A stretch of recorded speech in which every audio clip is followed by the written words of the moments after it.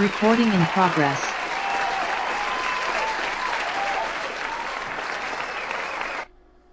I'm Fred McMurray, which means this must be... Pillars of franchising. Pillars of franchising.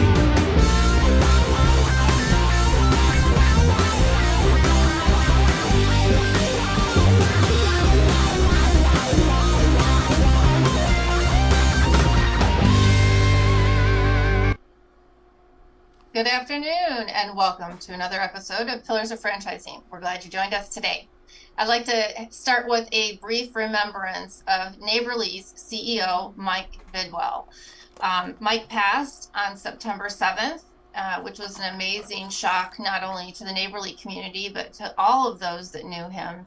And I just wanted to share a quick note regarding the family's wishes, and that is that people practice a generous life of giving and service to honor him. Mike was involved in a lot of different charities, and I thought that that is a great message to send not only to all of the franchisees of Neighborly like myself and Ray Pillar, but really just to anybody listening. I think that that's a great message. Mike certainly lived that, and we wish his family well and hope that this very difficult time, they're getting exactly what they need, the love and support. So rest in peace, Mike Bidwell, April 12th, 1958 to September 7th, 2023. And without further ado, today's show, we have a very special guest from IFPG, Mr. Red Boswell, who's famously known all over Instagram and every other social media platform for the Red Band. And now my phone going off. How are you, Red? Great to see you again, Kristin. Couldn't be better, thanks. And hopefully I'm known for a little bit in franchising as well, besides wearing red bands.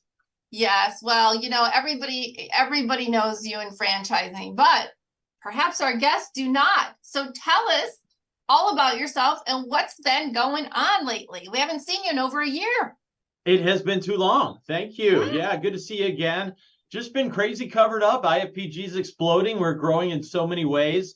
Outward, upward, acquiring, adding new services. It's been a terrific last year and a half, heck, last 5 years for that matter, in building an empire, helping people change lives in franchising.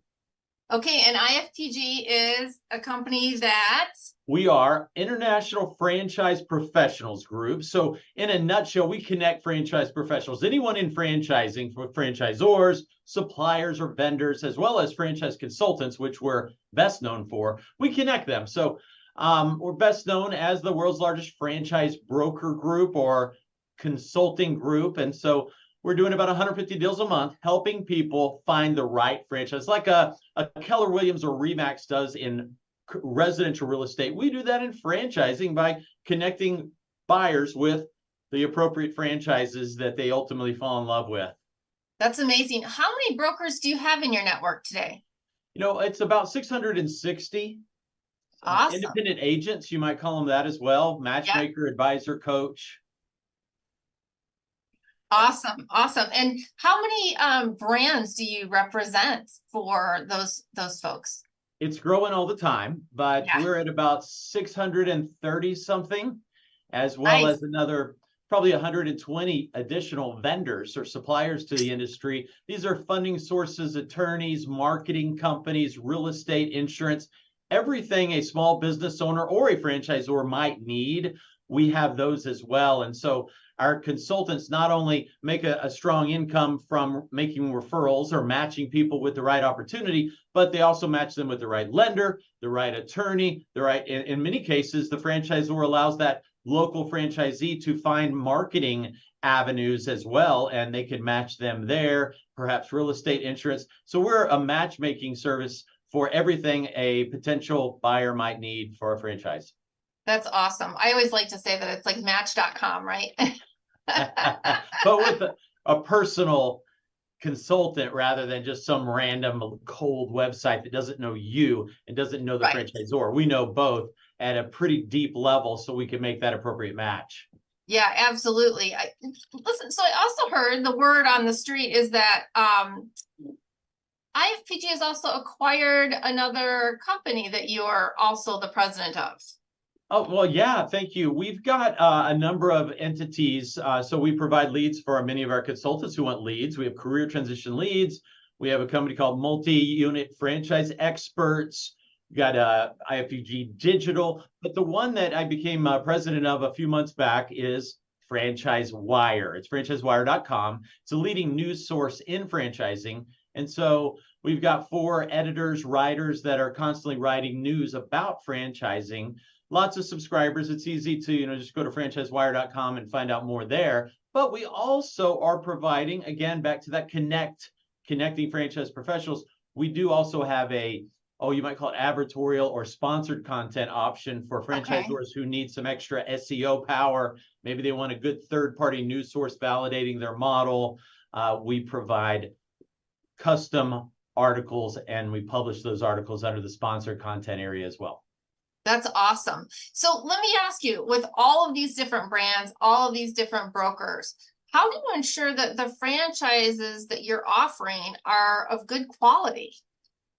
Well, interesting word, ensure. There's no, we're all human. There's no guarantees, but we do a pretty good job on the vetting side. So first step is we educate those franchisors who are interested in coming on board with us. We make sure they understand how this process works, their responsibility, not only to the candidate, but their responsibility to the consultant to work hand in hand through this process. When the franchisor says, yes, I want to work with you guys, you're the #1 source of awarded franchises in franchising outside of organic, so they get the volume power that we bring, we get a copy of their FDD. And we go through it, vetting their financials, make sure that's reasonably strong. We look at their attrition, make sure they're not losing Z's. Newbies, there's no attrition because there's no Z's, franchisees.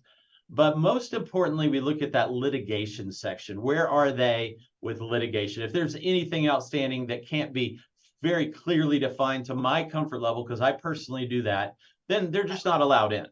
Now, that's the intro to come in on board. Of course, they sign an agreement regarding commissions and obligations, and they give us information. But once they're on board, we got 660 consultants dealing with tons of buyers, and those consultants keep us alert. They've got their ear to the tracks, ear to the ground, eyes around the scenery of franchising to understand it. Any franchisor not carrying their weight, messing up, maybe there's a lawsuit that gets announced, the consultant hears about it before us. Also, there's reviews on every franchisor so that consultant can share with the rest of our family how the process went for them. So lots of ways we stay on top of making sure these franchisors, as best we can, making sure they are delivering a quality product and not just selling franchises and not getting them open, for instance. Yeah, good point. Well, you said an interesting word there. You used the word family, and IFPG certainly does seem like a big family. Can you tell me what you do? Because obviously, as a president, your job is to make sure you're creating an environment that people enjoy being in and other people want to join, right? Tell me what you do to continue to drive that type of a culture.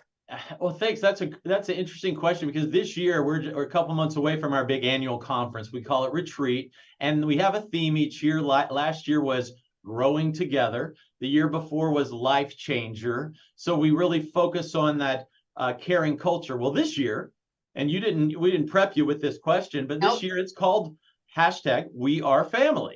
And we got the, nice. Sister Sledge, we are family.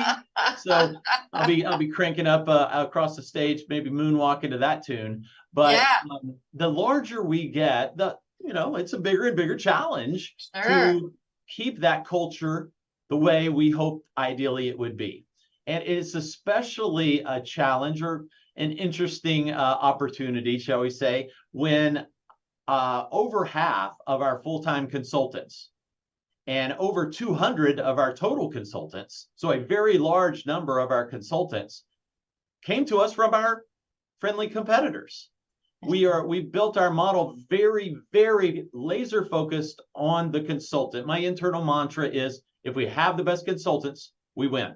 And so we've built the best technology, we have the best ongoing support and training, the best events, the best financial model for the consultant, and on and on and on. I'm a proud papa here, bragging and saying best, best, best, but it's proof, since no one leaves us and goes to another group, but literally hundreds have come and converted over to us without us ever trying to recruit anyone a single time, because of the model that we bring to the table with the inventory and technology and keep all your commissions, etc. So that, to your question, how do you keep that family atmosphere? How do you keep that caring, open, transparent, giving environment? It is hard, baby, because we get some bad apples sometimes. And we have to, fortunately, we're not a franchise where, we got to go through all these legal proceedings for someone to exit or for us to exit them.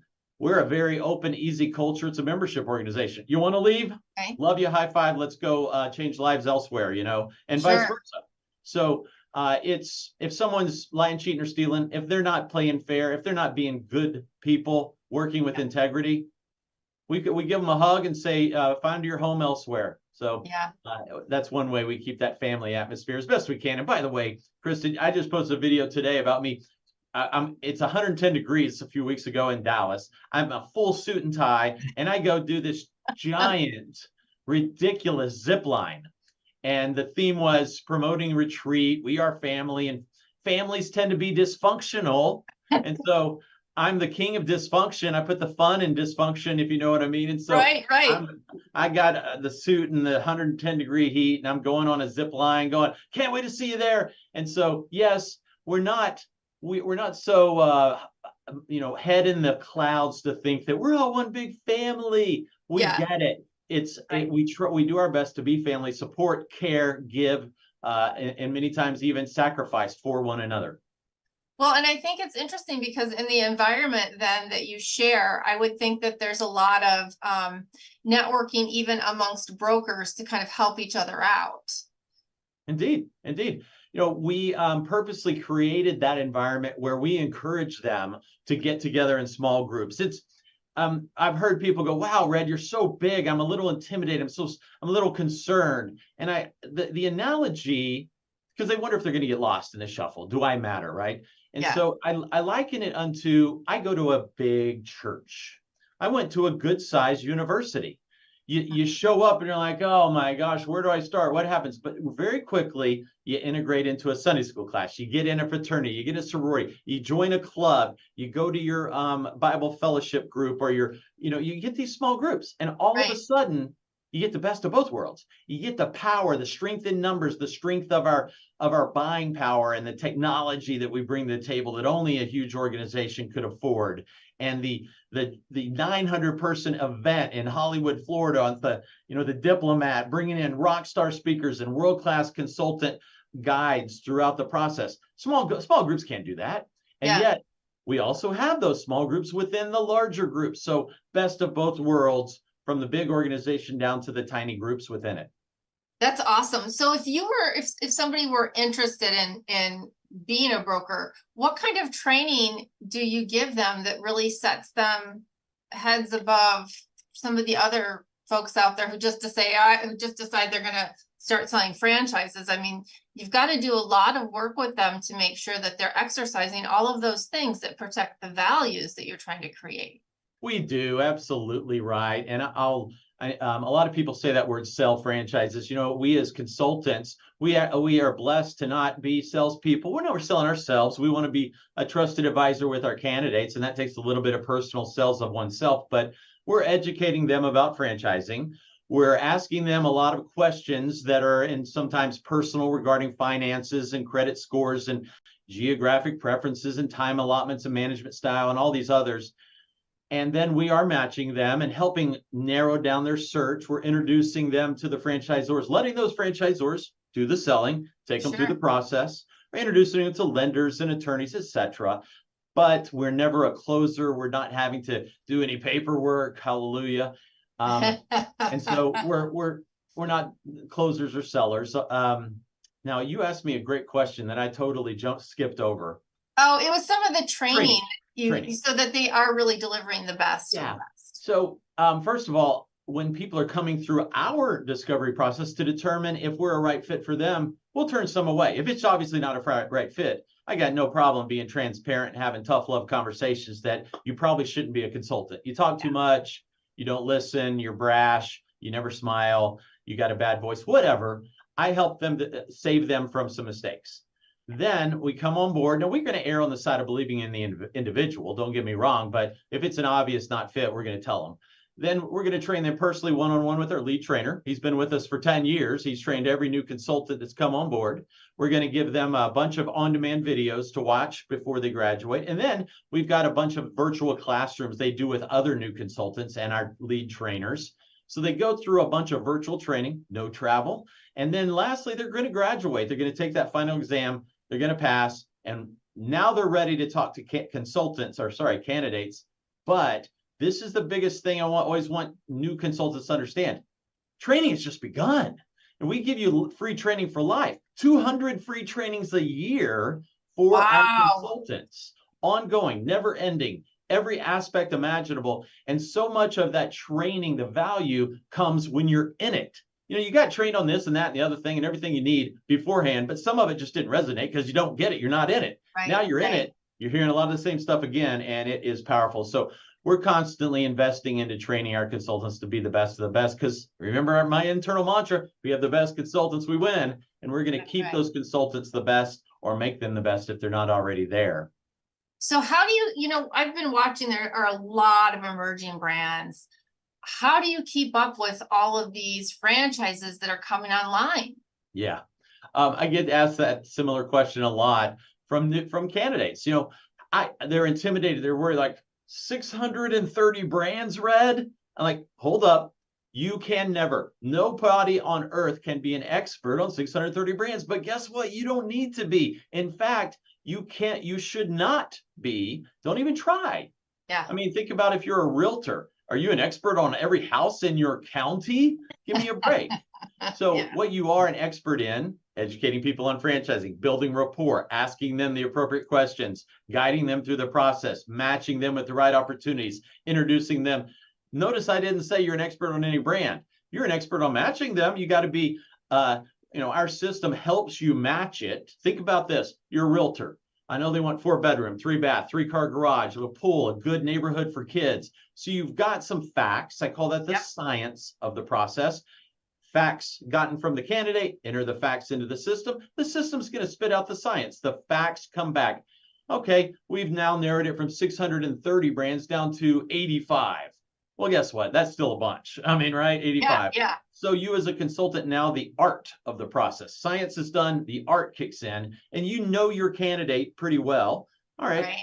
And I know, no, that's not, they don't want mosquito killing franchise. No, get rid of those. Yeah. It's a match on paper, but it's not a match in reality. And so you're kicking out about half of them real fast. Yes, no, yes, no, yes, no. Now you're opening them up, looking at the profile, checking out, are these guys engaged? Looking at territory check response time, looking at, they're doing a territory check to see if the geographic preferences are even available. Yeah, good point. Diving deeper on, are they on the SBA registry?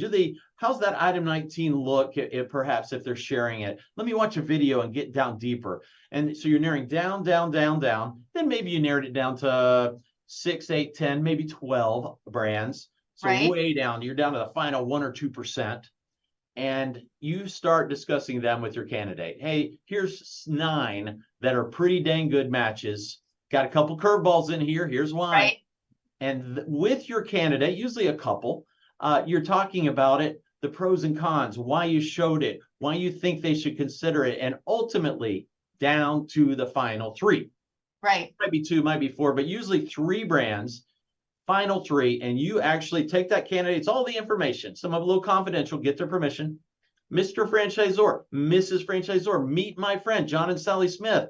Here's their information, geographic, blah, blah, blah, blah, blah. Go get them, Tiger. And that franchisor is now driving the car. You've been driving it.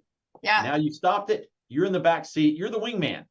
Right. You're no longer leading this charge, driving this car. The franchisors, 3 in this case, are each taking your candidate through their discovery process, and you're helping, checking in, reminding them of their why, reminding them why they want to do it. You got a 65-year-old hard charging CEO that thinks they know everything. They get to the 1 yard line, and that 1 yard line, I'm going to go get a job. John, you've been looking for a job for 9 months. You were making 400. You can't get anything that'll pay you 140. Give me a break. That's a tough love conversation that you got to have. So not everybody can do that, but the good ones will do it. And they're doing it with the best interest of their candidate at heart, because it's scary. It's a marriage kind of thing. Sure. I mean, it's your entire future that you're planning, right? Some people use their 401k. Some people leverage their homes. I mean, there's a lot of different ways that people get funding for these things. So, well, of all the categories out there, what is your favorite category? Oh my goodness. What does it matter? My favorite. Well, I'm just thinking, if you had to take something to the bank in the next 3 to 5 years that you were going to invest in, like, I love services. I make no bones about it. I've been in service my entire life. Yes. And while I love the models of quick serve restaurants, I'm terrified because it's not something I know, right? So I kind of have those just in my head all the time for me. So if I were going to invest, that's what I would do. But to your point, that you can't use that if you were brokering a deal. You can't, and yet it's human nature to do so. Right. And I love your question, because your question is very typical of a candidate working with a consultant. Yeah. What would you buy? What's your favorite? You know what? Guess what? It doesn't matter what I would buy or my favorite. This is about you. Yeah. And so I might love restaurants. Guess what? You're not a restaurant person. That's it doesn't right. matter what I want. And so, I love subscription services, recurring revenue, predictable cash flow, better margins at scale. I love all that too. But again, it's not about me. It's about the candidate's best interest and the opportunities before them. Yeah. Well, you do a great job representing all of your franchisors when you're out there. And just to go back to you talking about the music that you'll be playing, I happened to see that you did get recorded doing a dance in one of the previous years at your retreat, as you kind of danced across the stage. So I'm going to have to pull that up and send it to you. Okay.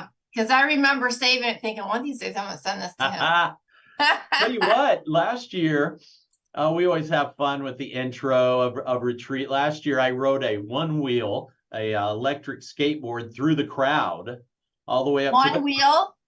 Yeah, the big fat one wheel. In fact, it's in my room, right in my office over here. It's about 60 pounds, but it's a big one-wheel electric skateboard. And then the year before, I rode a bicycle through the crowd up to the stage. So we try to have some fun with it. I was trying to figure out how I might do a zip line this year across the stage, but who knows? You know, I mentioned this to you beforehand because I do follow you on social media, and it's wildly entertaining because I see you're out doing all this crazy stuff with your kids, and I'm like, oh my gosh, I wish my body could handle doing all that stuff, right? With my kids, I would be in bed for a week. But about your kids, let's talk about your kids in franchising, because it sounds like they're all kind of following in your footsteps. You know, when you love what you do and you do it a whole lot more than 40 hours a week, because I'm kind of a workaholic, obsessive guy.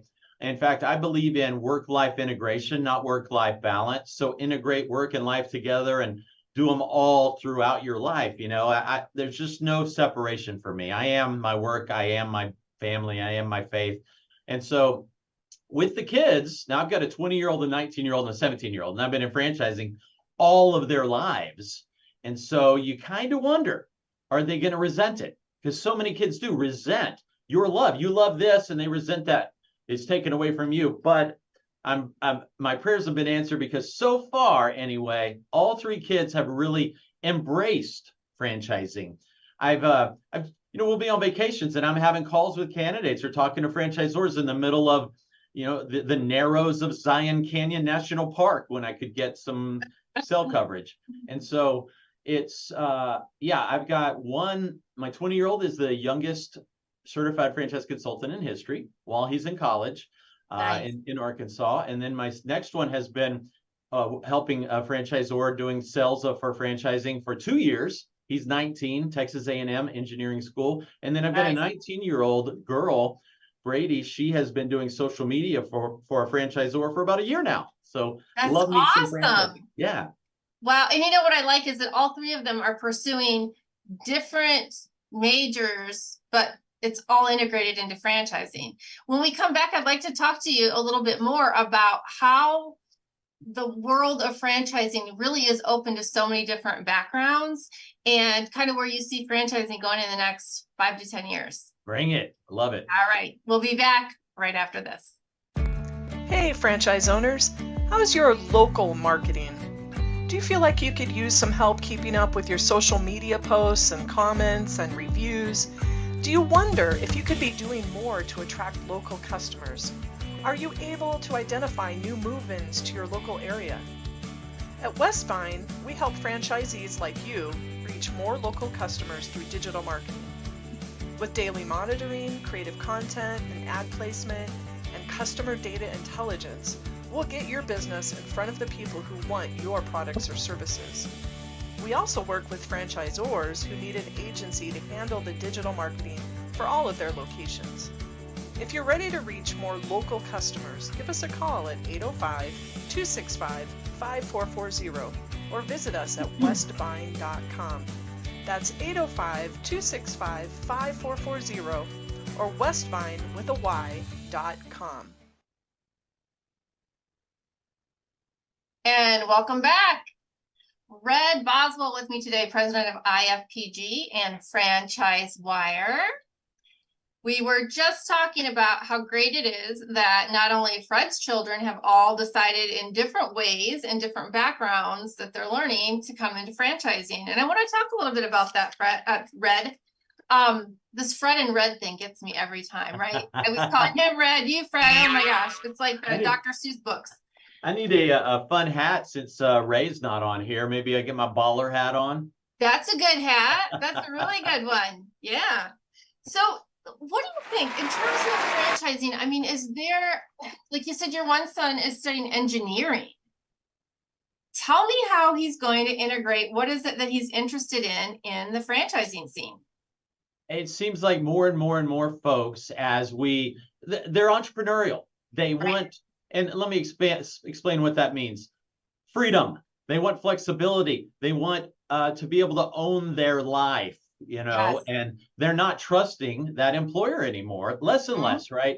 And so there's more and more intrapreneurship within organizations. And he's an engineering mind, very nerdy guy in that aspect, but he also understands that he's got a friend whose dad is an engineer that makes like $5 million a year. He wants to be an engineer who owns it. And so he's even brought up, Dad, it's too early now, but as I get into this world, I know I don't want to just be an employee. I want to own something. Maybe there's some way we could franchise an engineering firm. So I'm trying not to hug him and kiss him, oh my God, because he's 6'5" and a little bit bigger than me now, but he's still my baby. So that's an exciting one. And then my oldest is more like me, marketing and finance major, entrepreneurship minor. He wants to own a bunch of franchises. So when he graduates, he's going to still be a consultant, but also acquiring franchises, semi-absentee. And then the daughter, she's 17, who knows where she's going, but she's already said she wants to be a marketing major at University of Arkansas. So we'll just see what happens there. But she's loving that she gets to do social media for a franchisor already. Well, that crazy noise that you're going to have to make if she goes to University of Arkansas, right? I'm not doing it. So my brother went there, and one of the shows that we actually did, I had to wear the hog hat, which I have in my closet, and do the whole "we hog suey" thing. And well, I say I'm not. We'll see. I'll probably dive right in just like the rest of them. But I'm already, I already got the Gig'em Texas A&M going down. And then the Tigers, and I'm an Axel Jack, Stephen F. Austin. So we all got our weirdnesses. And by the way, you're talking future. The world is becoming more and more of a freedom-seeking, flexibility, work from anywhere. COVID taught us that, right? COVID said, I got to work from home. I don't know if I can. And then suddenly everybody says, I can and I like it. Yeah, and I'm not going back. Yeah. Or I want some flexibility or some balance of both. And so they start looking elsewhere, and they have the freedom to look elsewhere because no one's looking over their shoulder or cubicle now. And although there's always going to be negatives like, okay, interest rates are higher, but guess what? SBA is more aggressive, or 401ks are looking awful pretty now. Let's cash it in and invest it in myself. Or 401k ain't doing too bad. Maybe I should cash it in and invest it in myself, tax-free and penalty-free. So I get asked all the time, Red, how's the environment? How's franchise sales and market? Well, you know what? It's always good. And I don't mean to be this overly optimistic, clueless guy, but when the economy's bad, franchising thrives because people get laid off. Or when interest rates are bad, other things are good. Or when interest rates are good, people are getting better loans. And it's just, there's always this balance in the market. And whether this is up and this is up or down or up or down, franchising is thriving. I just love it because of that. We always have the answer to what folks are looking for. Absolutely. So we have a question. Fred, I hear you have to come in with a question now. No, it's a comment. I don't have a hog sound. All I got. Sorry, I had to do that. Red's hit the hat and sound. Sorry, that's all I got. I didn't know. It's not even. All I got is a cow. Yeah, somewhere we could find that another time for the next show time, when your daughter's actually there. Then we'll worry about that. So let's hope she makes it. We'll also make everyone wear hats. I said we'll also make everyone wear hats. Back to your hole, Fred. I'm going. Okay, so what were some of the biggest issues that your kids had in learning the industry? Was there anything that they found to be particularly difficult, or maybe not what they expected it to be? So far so good. It's been a nice, slow learning process because they've grown up literally from birth, listening to me. I get on the phone constantly. I'm on the phone in the evenings and mornings. I'm doing Zooms while we're driving down the road to the beach. And so they hear me. They hear all those questions, the candidates. They hear the trepidation that's only natural amongst someone looking at a new career. And they hear how I address it. And they've heard these hundreds, if not thousands of times. And oftentimes, because we've got this captive audience in the car, perhaps as we drive, especially, we have time to talk about it. Hey guys, did you hear that? What do you think? Did you hear their fear? Did you hear how I discussed it? Do you feel that I was correct? Do you understand their fears? And so, man, what a blessing to be able to have those kind of life conversations with kids about, because those are life decisions. And these are people that, when my kid's 14 or 12 or 10 or 6, and they're hearing these 50 and 60 and 40-year-olds that they figure are ancient. I hope we're not. And their fears. And they realize, wow, that's still natural even at those ages. And the mistakes they make are natural at those ages. And so it prepares them in neat ways for big decisions in life and helps them, I think, become more emotionally mature in some of these decisions and in the relationships. Sure. I think that's actually a really great point, because they tend to mimic so much of what they see and hear, right? And so I think that's a really positive way to show them that the fear and the being uncertain is okay. Yes. Oh, and Kristin, in helping them grow up, I do a bunch of travel and go to a lot of franchise events, conventions, conferences, expos, and I'll take each of my children, I have 3, with me on average at least once a year to a various conference. Been doing that since maybe they were 12, and they get to see some interesting things. Like I'm at I'm at one a couple of years ago with my son who was 17, and there's some inebriated people. You're going to always see that at events. And we got to discuss that. I'm like, did you see, what do you think about that, Max? How does that make you feel? Do you see, because he was getting into, 17. He's, the temptations and the drinks, the alcohol's real. Oh, yeah. And it wasn't me. I wasn't there. So I can't. It was not you. I cannot, tell you if it was Fred or not. But anyway, it's neat to see those conversations. And then they'll be at booths and see how rejection, somebody is walking by and you ask them, how's your day going? You find out what you're looking for, and they're rude and ignore you and keep going. That might hurt somebody's heart. really get offended. And I just talk to them about it, and they see how it's going to water off a duck's back. And man, it's just priceless learnings in real life scenarios. Yeah, I think that's awesome. So how do you think in the next 5 to 10 years, we talked a little bit about the younger generation coming in. How do you see that changing franchising? Well, let's look at the younger generation, and let's look at the older generation, because we're getting older and older, and we ain't dying. I mean, let's be real. The age of retirement is still the same, and yet we're living decades beyond retirement. I mean, the centenarians, the people over 100, there's like tens of thousands. Yeah. And it's not slowing down. And so those guys are getting age discrimination everywhere. I've been seeing this since I was about 40, and I would be talking to people. I'm 52 today. I was blown away by people who'd be 50, 54. Age discrimination is rampant. And so now, they would have a 53-year-old who has had a great income, leaves the job, laid off, whatever, cannot find another job that will pay him half or her half what they were making. And so now that's only getting worse and worse and worse and worse, in that 63, 73, 83, 93. I got 83-year-old consultants who are loving life, playing golf, living the dream, and getting to be a consultant.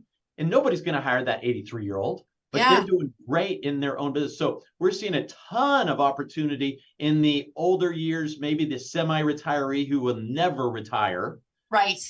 As well as the younger generation that just wants more freedom, more flexibility. We see the younger generation buying more of the lower cost franchise opportunities. It's a little more challenging for that younger 20-something to be a trusted advisor to a 60-something, right? They can do it.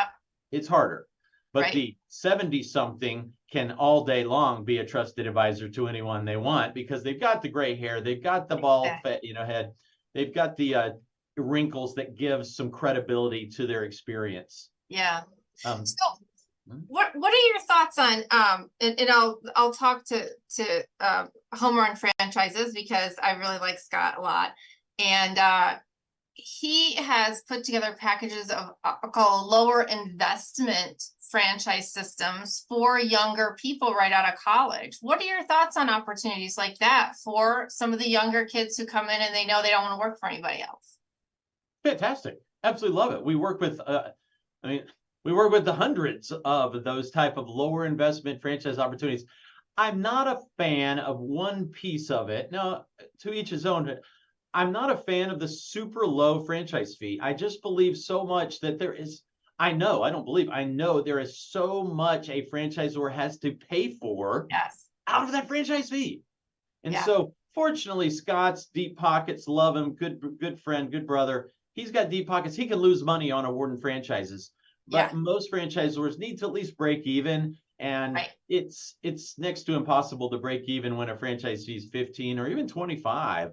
I encourage franchisors, and if you're making a life decision, even if you're 24 years old and wanting to buy a franchise, if you can get hold of 45,000, you can get hold of 75,000. Yeah. And so I love what Scott's doing and so many other brands, but I encourage them all to amp up that franchise fee a little more to be able to market better. You're going to award more franchises, to be able to train them better, support them better, onboard them better, and pay for your internal fran dev team better. All those things come out of the franchise fee.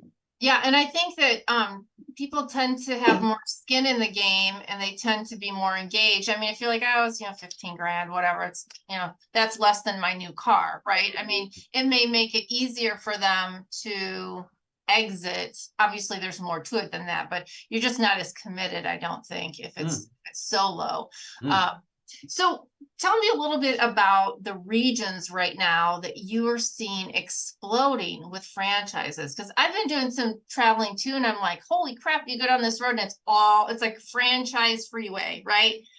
Are there markets that are just going crazy right now? There are, and I'm with you.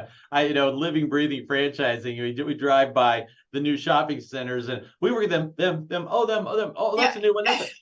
Family's tired of hearing about it. My wife especially. She's like, okay, for the next 20 minutes, we're not going to talk about any franchise that you represent. I can't help it. I love them.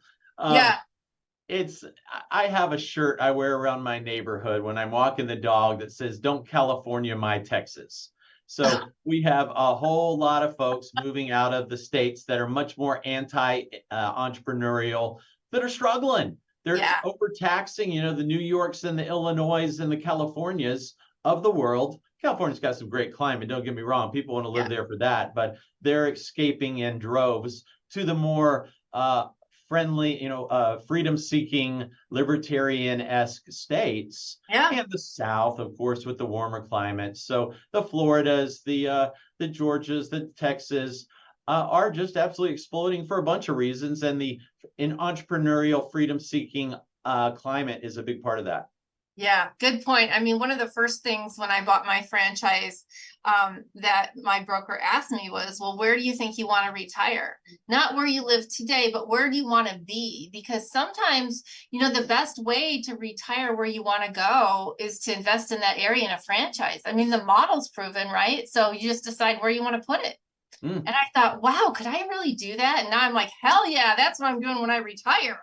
Amen. And we have a lot of consultants to do the same thing because they can live from anywhere, work from an RV, work from the beach, your front porch, Germany. I don't care. It's your business. You got a phone, you got a laptop. Let's roll. Yeah. Let me ask you, all the stuff that's been going on in the government right now, how do you see this whole joint employership affecting franchising? What are your thoughts on that? So joint employer, guys, is, where the government's trying to say that the franchisor is the employer of the franchisee's employees. And so joint employer, the Z and the ZOR both being an employer of that employee. And fortunately, had a big victory here just in the last week with California, who tends to lead the charge on the unfriendliness to freedom-seeking entrepreneurial folks. In that it's pretty much been defeated, that concept, that idea. They've realized that it's just a loser for everyone. And it hurts they're trying to help the little man, and it's killing the little man, trying to get all the more government in the way of our lives. And so I don't see it going anywhere as long as we have enough people with common sense in this world. And I think we've got a whole lot that do have common sense. And fortunately, the transparency, I know you hear a lot of non-transparency talk, but I think the transparency of government is better than ever. We know how they vote. We know what they put in these bills. And so we're able to vote them out quick or threaten them with getting voted out if they make bad decisions for the general populace. And anything that's against franchising is a bad decision for the general man, the normal common man. So it's looking really good. Same with even Canada and so many of we're global. And so we see this on a global basis. The world wants franchising. I get calls every week, if not daily, from folks in other countries outside North America wanting to be like the U.S. and desiring U.S. brands come to their country. So franchising is growing globally. Yeah, I think so. I agree with that. And, luckily they did indeed defeat that particular law that they were looking to pass. And now, of course, they're going to have a committee to help manage it. But right now they're looking at an average wage for fast food restaurant workers as minimum wage to be $20 an hour. So, and I thought, wow, I could see if it was now, okay, I have to say this. I lived in California. I love California. I'm wearing my California t-shirt. But prices on everything are so incredibly high. And so now, and I live in Illinois, another crappy state in terms of business. But today I got 2 cheeseburgers and a large iced tea, and it was almost $7. Almost how much? 7. Okay. The little used to be like 79-cent cheeseburgers, right? And I'm like, are you kidding me? I just came back from California. Their gas is a good $1.50 more than ours. And I'm thinking, okay, so now when I go to McDonald's with this new $20 an hour, my 2 little cheeseburgers and a large iced tea is going to cost me like $12. Yeah. Well, Five Guys, which is as close to, quick serve as you get. I mean, it's quick serve fast food combo. Five Guys is like $12 for one burger, so it's through the roof on some of these. But fortunately, I mean, love me some restaurant and franchisors. Restaurants, believe it or not, are less than a third of franchising. So yes, it's not like if they did do some negativity in that arena, it's not going to impact a lot of the other parts of the world of franchising. Yeah, yeah. Well, it'll be interesting to see, and I have to thank everybody who goes to DC. Matter of fact, Jerry is just coming back from DC now. He goes every trip, and we keep talking to franchisees about making sure, since you're a franchisee, join IFA, get involved, because there's a lot of things happening that they need local franchise owners input on to help make sure that the messages get to the right people. Yes. Our founder, I was going, but we kind of tag team. Our founder was there too, fighting for the rights and the freedoms that franchising brings our communities. Yeah, absolutely. Well, Red, it's been a pleasure to have you on again. I'm looking forward to seeing you down at the Titus Center for Franchising. Woo! We'll see what kind of dancing you're going to do down there. I'm a white boy. I'm not the best dancer, I'm good at making fun, embarrassing myself. I'll tell you that. But I was going to say that you may not be the best dancer, but you don't let that stop you, which is the most amazing thing. I will make a fool of myself too, but it might take a couple cocktails before I let down that guard. But I think we'll have a great time down there. We'll spend a lot of time with the class down there that's looking to learn franchising. And I really look forward to that. Hopefully we'll have some nice weather as everybody else is diving into the fall. My alma mater too. I love it. I can't wait to get back there. We go to the Titus Center 3 times a year with the 2 board meetings and then the Selling Franchises Summit that's coming up in January. I'll be speaking on a franchise development panel and educating folks on that. So if you're, I'll just put a plug for them. If you're not familiar with the Titus Center, and heck, especially if you're in franchise development, go to, do a Google search of the Titus Center for Franchising, and you'll find plenty of information about that online and get registered. Very affordable, very good value to grow in your franchise development. And it's not for people looking to buy a franchise, but if you're in franchise development, it's a terrific resource. That's right. That's right. And I want to thank you. And you've queued us up nicely for our final commercial of the day. Thank you, Red Boswell. We look forward to seeing you again soon. Love you, babe. See you soon. Bye-bye. 50 graduates, resulting in 7 new franchisees owning 8 franchise brands, more than a dozen skilled graduates who are employees of franchise companies, all of them having earned a concentration in franchising exclusively granted by the Titus Center at Palm Beach Atlantic University, plus more than 80 franchise professionals on our advisory board. The Titus Center for Franchising is on fire in West Palm Beach, Florida. What do you need to join us? My students want to hear from you. They may even want to buy your franchise or work for your company. TitusCenter.com. And I'd like to thank you all for joining us on the show today. We always appreciate your comments and questions. A huge thank you goes out to Red Boswell, president of IFPG and the Franchise Wire. As always, another big hug and thanks to our $1 Million mentors who work tirelessly to bring you the latest news, top resources, and their professional thoughts on franchising. Shout out to Jerry Akers, Karen Kimsey-Sword, Ray Pillar, and of course, our legal sleuth, Laura Liss. I'm Kristin Selmeczy, your 4th $1 Million mentor, and we'd like to thank you and remind you to join us again next week, wherever you get your podcast, on Thursday, 4 p.m. Central Standard Time. Have a wonderful week. We'll see you soon.